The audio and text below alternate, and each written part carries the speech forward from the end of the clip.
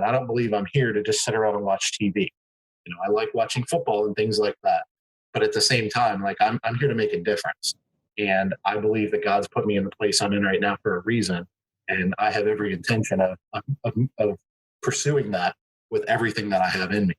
And I don't believe it's for the money. I don't know the bigger purpose a lot of times. I just know that this is where I am. This is the knowledge, the expertise, the opportunity that I have. And so I want to find ways to give back. Of course, I'm limited by time. So I can't just like be on the phone with people for like 30 hours a day. So I have some capacity issues there. And that's why I started like charging for consulting, where I did consulting for years for free, just because I enjoyed helping people. And I would sit on the phone for hours and hours with people. And I didn't want anything from them other than just, if I can help you by doing what we're doing, then I'm happy to do it. And then I realized like, wow, this is becoming like really overwhelming, because the free consulting, that's a booming business. You get what you pay for. Right. Yeah. And I know you do a lot of consulting too. And so, I was like, well, I don't need the money, but I have to somehow like justify my time, because I only have so much time in the day. And I was just getting calls and emails like crazy. And it was very overwhelming. And I was like, okay, the only way I know to like separate the people that are serious from the people that maybe aren't quite as serious is to start charging, a fair wage for my service. And that's exactly what has happened. And so I didn't necessarily do it for the money. But that's kind of how we've evolved once again. Hey, I love that. Keep evolving, keep stacking all those skills and talents, and where it takes you.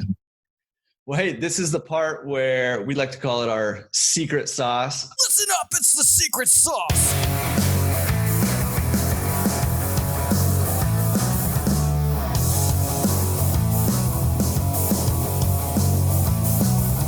I feel like you've given us so much already. If you had to narrow it down to the one thing that you see working in your business that you think other laundromat owners can implement today or in the near future, what would that one thing be? Oh my goodness, there's a bunch of things I could throw out for that one. If I had to say one thing, I would just say value. And that's a broad term, but I would also use words like genuinely caring, being passionate, wanting to serve your community, wanting to be better tomorrow than you were today, pushing the envelope. All those things fall under that same category of value. But that's ultimately really what's been a big market differentiator for me and my team and my businesses. And one of the things I try to teach other laundromat owners is like, if you're going to do this, you got to do it. Like you got to go 150 miles an hour, and you have to be passionate. You have to care. And it has to be sincere. You can't fake it, because people aren't stupid. They'll figure it out that you have an ulterior motive, or you're just trying to sell them this or whatever. And that goes down to other laundromat owners if you're mentoring or consulting. And it also applies to the self-serve customer that walks in the door. If they know you're just after your $4, it's like they're going to see right through you.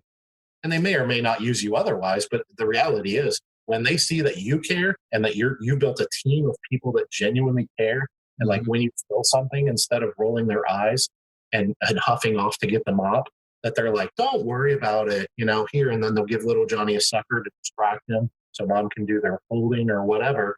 Like all those little things, helping people carry their laundry in, helping them carry their laundry out because they've been doing laundry for 4 hours and they're exhausted, giving them a free bottle of water for no reason.